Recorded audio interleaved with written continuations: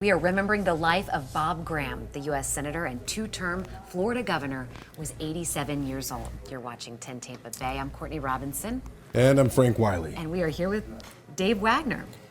Yeah, it is a tough day, obviously, for the Graham family, and a tough day for a lot of people because this man really crossed political lines. Today, President Biden described Bob Graham as a colleague and friend and devoted Floridian whose public service made America a safer and stronger nation. And that sentiment is echoed this evening across the political spectrum, including from Governor Ron DeSantis.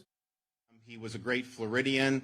He served this state with honor and integrity, and really made a great contribution. At a time of political divide in America, Bob Graham was proof that politics don't have to be mean. Very generally. Known for his affable and upbeat approach, Graham was a Democratic state lawmaker who went on to win 2 terms as Florida governor and 3 terms in the U.S. Senate. I have found around here that changing the status quo is always an uphill struggle.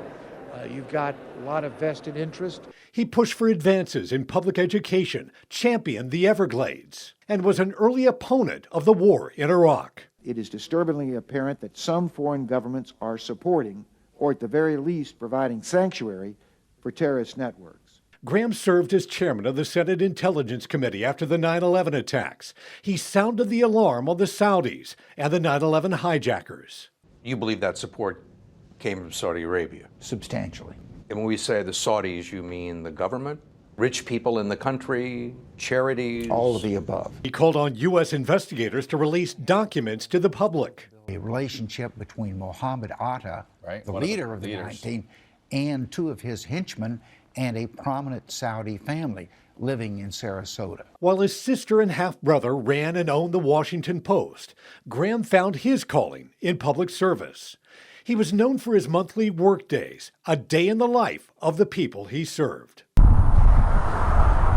As motorists drive over the Sunshine Skyway Bridge, named in honor of the man who pushed to build it, his daughter Gwen, who followed her dad into politics, hopes he'll be remembered for his heart. A man she said deeply loved his family, Florida, and the United States. Just about 90 minutes ago, former Republican Governor Bob Martinez told me Bob Graham talked policy without offending people personally. Innately, he was that way. So it wasn't he didn't do that for politics. That's just the way Bob Graham was in terms of being a nice person. And he took that into public life.